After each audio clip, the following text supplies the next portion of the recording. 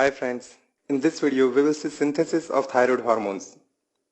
Needless to say, they are synthesized in thyroid gland. In thyroid gland, we have follicles, parafollicular cells or C cells, and these are blood vessels. This is basic histology of thyroid gland. Follicle has colloid at the center, surrounded by follicular cells. Thyroxine and triiodothyronine are synthesized by follicle. C cells synthesizes calcitonin.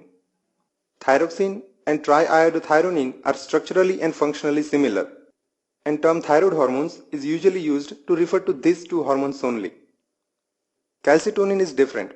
It is involved in calcium and phosphate homeostasis, so it is usually discussed with parathyroid hormone. In this video also, we will focus only on these two hormones. So let's start. First step in thyroid hormone synthesis is active uptake of iodide. It is carried out by sodium iodide symporter. This uptake is against electrochemical gradient, and energy for this transport is obtained from downhill influx of sodium. From cell, iodide is transported into the colloid by transporters called pendrin. Now, parallel to this iodide trapping, the cell is synthesizing thyroglobulin. Thyroglobulin is a glycoprotein. These are tyrosine residues of thyroglobulin. As it is synthesized, it is stored in such secretory vesicles. The vesicle also has enzyme thyroid peroxidase on the intravesicular surface. Now the vesicle fuses with the apical membrane and releases thyroglobulin into the colloid. This also brings thyroid peroxidase on the cell membrane facing the colloid. Here it carries out several reactions. First, it catalyzes oxidation of iodide into iodine. This iodine then binds with tyrosine. This binding is also catalyzed by thyroid peroxidase. Likewise, so many other tyrosine residues are also iodinated. This forms monoiodotyrosine, that is tyrosine with one iodine, and diiodotyrosine, that is tyrosine with two iodines.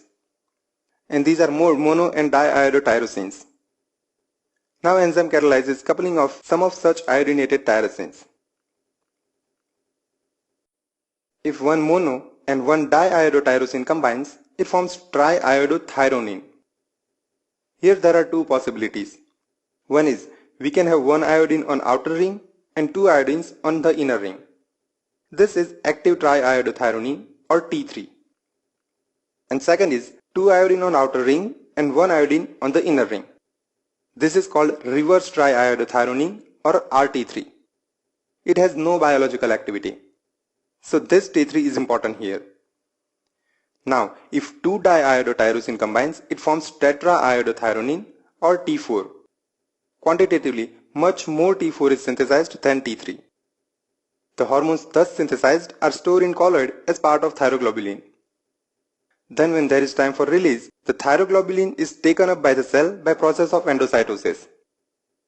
Then lysosome fuses with this endocytic vesicle and releases its enzyme. The enzymes hydrolyze the thyroglobulin to form free T3, T4, monoiodotyrosine and diiodotyrosine. T3 and T4 are released into the blood. As they are lipid soluble, they passes through the membrane and no transporter is required here.